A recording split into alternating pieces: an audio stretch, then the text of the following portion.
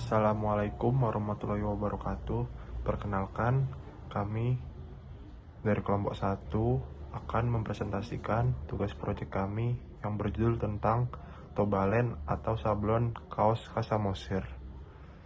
Di sini saya atas nama Raffi Adeksa Rahab dan beranggotakan ada Roberto Evan Berginting, Lasro Halim Paulus Purba, dan Reynaldo Siagian. Kita masuk ke penjelasan. Latar belakangnya yaitu Danau Toba merupakan salah satu destinasi wisata unggul Indonesia yang memiliki keindahan alam luar biasa dan kekayaan budaya Batak yang unik. Potensi ekonomi kreatif di kawasan Danau Toba sangat besar, namun belum dioptimalkan secara maksimal, khususnya dalam industri souvenir serta fashion. Industri souvenir di Danau Toba saat ini masih didominasi oleh produk-produk konvensional dengan kualitas rendah dan desain yang monoton.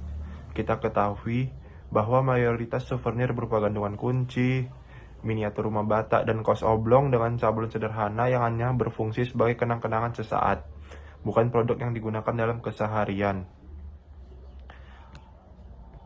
Tren konsumen saat ini didominasi oleh Gen Z, menunjukkan pergeseran preferensi menjadi produk yang tidak hanya fungsional, tapi juga memiliki nilai estetika. Berdasarkan kondisi tersebut, terdapat peluang pasar untuk mengembangkan produk souvenir yang lebih inovatif dan berkualitas tinggi. Tobalen memiliki desain yang menggabungkan elemen budaya Batak dan estetika modern yang dapat menjadi solusi untuk memenuhi kebutuhan pasar yang belum terpenuhi. Selain itu, ketergantungan pada pemasok dari Jawa membuat pedagang souvenir di Samosir memiliki kendala dalam memenuhi permintaan pasar. Jika terjadi keterlambatan pengiriman atau kenaikan biaya transportasi, pasokan kaos souvenir bisa terganggu. Hal ini tidak hanya merugikan pedagang, tetapi juga menurunkan daya saing produk lokal di mata wisatawan. Wisatawan yang berkunjung ke Samosir mungkin berharap menemukan produk lokal yang autentik. Namun kenyataannya, banyak kaos yang dijual tidak memiliki sentuhan khas budaya Samosir karena desainnya cenderung generik. Masalah ini menunjukkan bahwa sistem distribusi yang ada saat ini kurang efektif untuk memenuhi kebutuhan pasar lokal di Samosir. Mahal dan tidak efisiensinya rantai pasok menjadi penghambat utama bagi perkembangan bisnis Samosir lokal. Oleh karena itu, diperlukan solusi yang tidak hanya mampu mengurangi ketergantungan pada pemasok dari luar daerah, tetapi juga memberikan nilai tambah melalui penguatan produk lokal dengan harga yang lebih kompetitif dan desain yang mencerminkan keunikan budaya Samosir. Di sini terdapat 3 rumusan masalah. Yang pertama itu, bagaimana cara mengembangkan produk konveksi baju sebagai souvenir Danau Toba yang sesuai dengan tren pasar. Yang kedua, siapa target pasar yang tepat untuk produk ini. Dan yang ketiga, bagaimana strategi pemasaran yang efektif untuk produk premium di pasar souvenir. Slide selanjutnya yaitu ada peluang pasar. Meskipun terdapat berbagai permasalahan, pasar souvenir Danau Toba memiliki peluang yang sangat besar untuk dikembangkan. Faktor pendukung yang pertama yaitu target ambisius dari BPODT untuk menarik 1 juta wisatawan per tahun ke kawasan Danau Toba. Dengan asumsi konversi bawah 15% wisatawan akan membeli souvenir fashion dengan rata-rata pembelian 200.000, maka potensi pasar souvenir fashion tahunan dapat mencapai 30 miliar rupiah. Angka ini belum termasuk pasar diaspora Batak dan fashion entusias yang tidak berkunjung langsung ke Danau Toba tetapi tertarik dengan produk cultural fashion. Selanjutnya, faktor pendukung kedua adalah tren konsumen yang sangat mendukung pengembangan produk souvenir fashion. Tren cultural pride menunjukkan bahwa generasi muda semakin bangga dengan identitas lokal dan mencari cara untuk mengekspresikannya. Tren sustainable fashion juga meningkat, di mana konsumen semakin sadar terhadap dampak lingkungan dari produk yang mereka beli dan cenderung memilih produk yang eco-friendly. Experience ekonomi membuat wisatawan modern tidak hanya mencari destinasi, tetapi juga pengalaman autentik dan produk yang dapat menjadi bagian dari cerita perjalanan mereka. Instagram kultur juga menciptakan permintaan terhadap produk yang estetik dan Instagram worthy dengan viral potensial yang tinggi. Selanjutnya, faktor pendukung ketiga adalah pasar diaspora Batak yang sangat potensial. Populasi masyarakat Batak yang sangat besar tersebar di Jakarta, Surabaya, dan kota-kota besar lainnya dengan purchasing power yang tinggi. Mereka mencari produk untuk mengekspresikan identitas budaya mereka, namun dengan desain yang modern dan berkualitas. Faktor pendukung keempat adalah dukungan pemerintah melalui berbagai program pengembangan ekonomi kreatif, promosi pariwisata dan Toba yang intensif, serta pembangunan infrastruktur yang terus berkembang di kawasan tersebut. Slide selanjutnya adalah riset pasar. Foto di atas merupakan tren pencarian wisata Danau Toba dalam 30 hari terakhir. Tren tersebut positif dan terbilang stabil berdasarkan data kunjungan wisatawan Nusantara pada periode Januari hingga Mei 2025. Sebagian besar kabupaten atau kota di kawasan ini mengalami peningkatan dibanding periode yang sama tahun sebelumnya. Data perjalanan wisatawan Nusantara ke Danau Toba awal 2025 menunjukkan bahwa pariwisata di Sumatera Utara bergerak ke arah yang positif. Kabupaten Simalungun dan Karo menjadi andalan utama, disusul oleh pertumbuhan menjanjikan di Toba dan kebangkitan Samosir. Sementara daerah seperti Humbahas dan Pak Barat mulai menunjukkan geliatnya sebagai alternatif wisata tenang. Kunjungan wisata mancanegara ke Sumatera Utara juga menjadi sorotan, di mana berdasarkan harian SIB, jumlah kunjungan mancanegara ke Sumatera Utara hingga Agustus 2025 tembus 193.758 kunjungan, di mana ini mengalami kenaikan 17,97% dibanding periode yang sama pada tahun lalu sebanyak 164.250 kunjungan. Sebagian besar dari pengunjung tersebut memilih Danau Toba sebagai destinasi utamanya. Baiklah, materi selanjutnya akan dijelaskan oleh rekan saya. Ini adalah konsep Tobaland. Alasan pemilihan nama Tobaland adalah merujuk langsung pada Danau Toba sebagai source of inspiration yang menekankan warisan budaya dan nilai tradisional. Nama Tobaland berasal dari dua kata, yaitu Toba dan Land. Toba merujuk pada Danau Toba, yaitu ikon wisata Sumatera Utara dan simbol kebanggaan masyarakat Batak. Selanjutnya adalah Land. Land berarti tanah atau negeri dalam bahasa Inggris yang menggambarkan wilayah, budaya, dan kehidupan masyarakat di sekitar Danau Toba. Selanjutnya, kita bisa melihat logo serta foto produk yang ada di PPT. Yaitu, logo ini sendiri dibuat dengan warna putih atau warna yang lebih cerah agar menarik perhatian dari customer yang mengikuti kaos dan produk. Selanjutnya adalah perbandingan model. Foto yang pertama adalah model Toba atau model lawas yang selama ini beredar atau foto tersebut yang ada di daerah Danau Toba. Nah, model lama ini hanya berfokus pada kaos souvenir tanpa identitas yang jelas dan dengan desain yang tentu saja atau dengan desain yang monoton sehingga kurang menarik bagi wisatawan.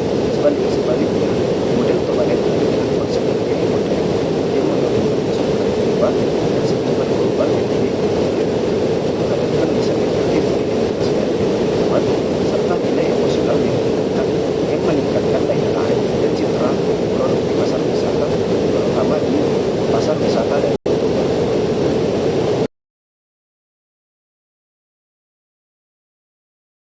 Yang pertama di sini ada customer segment, di mana Tobaland ini customer segment pertamanya ialah pedagang souvenir di daerah Samosir yang menjadi distributor utama. Kemudian customer segment yang keduanya ialah wisatawan yang membeli kaos melalui pedagang souvenir sebagai cenderamata khas daerah tersebut. Kemudian yang kedua ialah value proposition, di mana yang pertama kaos dengan desain yang unik yang mempresentasikan budaya dan keindahan Samosir. Yang kedua, kualitas bahan kaos yang nyaman, tahan lama dan sesuai dengan standar. Yang ketiga, harga yang kompetitif dan ekonomis untuk pedagang souvenir agar memberikan keuntungan lebih saat dijual kembali. Kemudian ada channel. Yang pertama ialah penjualan langsung kepada pedagang souvenir atau kunjungan langsung ke lokasi mereka. Yang kedua, promosi melalui media sosial untuk memperkenalkan desain baru serta meningkatkan minat calon pelanggan. Yang berikutnya ada customer relationship. Yang pertama ialah menjalin hubungan dengan jangka panjang dengan pedagang souvenir melalui komunikasi yang intensif, baik langsung maupun melalui aplikasi chat. Yang kedua, menyediakan layanan purna jual seperti penerimaan masukan desain atau penggantian produk yang cacat. Yang ketiga, memberikan penawaran khusus atau diskon kepada pedagang yang melakukan pembelian dalam jumlah yang besar. Berikutnya ada revenue stream, di mana yang pertama pendapatan utama berasal dari penjualan kaos secara grosir kepada pedagang souvenir. Kemudian adalah potensi pendapatan tambahan dari pesanan khusus atau custom order untuk desain tertentu yang dipesan dalam jumlah yang besar. Untuk materi selanjutnya akan dijelaskan oleh rekan saya. Kemudian kita masuk ke key resource, di mana di sini pertama pasokan bahan kaos berkualitas yang diambil dari pabrik tekstil di Jawa. Kemudian kedua ada peralatan produksi seperti mesin jahit dan mesin sablon. Yang ketiga, di mana karyawan terampil yang berperan dalam proses penjahitan, penyablonan, dan pengemasan. Yang kedua, key activities, di mana pertama produksi kaos meliputi penjahitan, penyablonan, dan pengemasan. Yang kedua, pembuatan desain kaos yang unik dan inovatif sesuai dengan ciri khas daerah Samosir. Berikutnya ada pemasaran produk melalui berbagai media, kemudian pengelolaan hubungan dengan pelanggan dan pemasok. Selanjutnya ada key partnership, di mana pertama pabrik tekstil di Jawa sebagai pemasok bahan baku utama, pedagang souvenir di Samosir sebagai distributor yang menjual produk langsung ke wisatawan.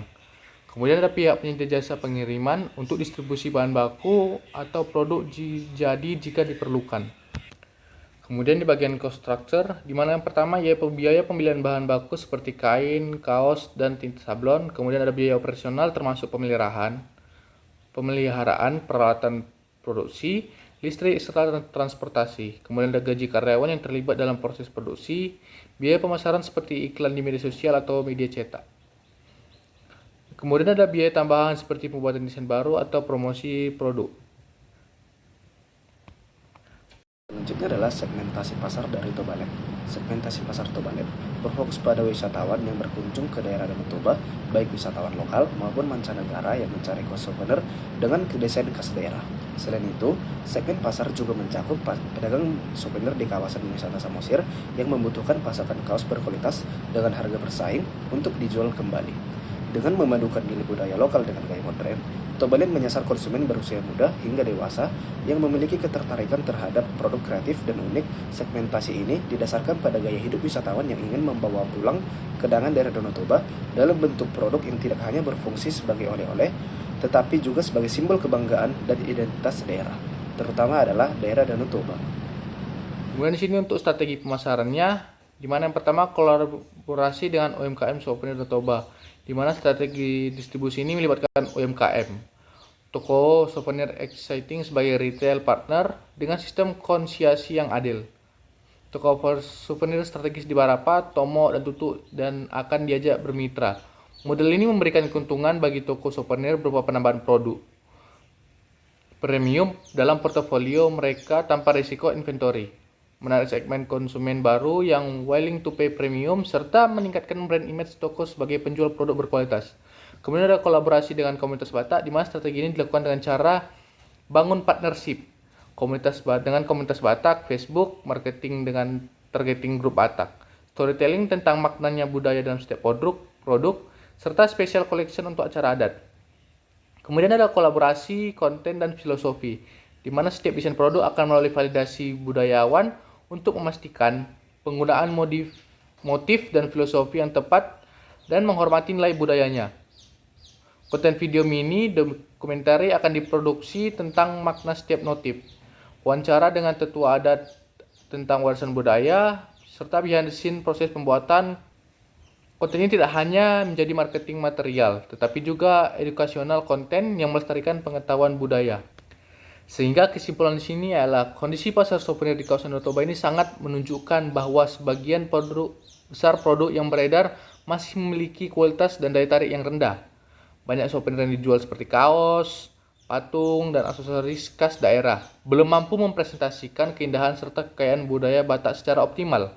Produk-produk tersebut umumnya memiliki desain yang monoton, sablon yang mudah luntur, kemudian bahan yang kurang berkualitas, dan konsep visual yang tidak mengikuti tren zaman. Mungkin sekian dari hasil presentasi kelompok kami. Mohon maaf apabila ada kesalahan. Sekian dan terima kasih.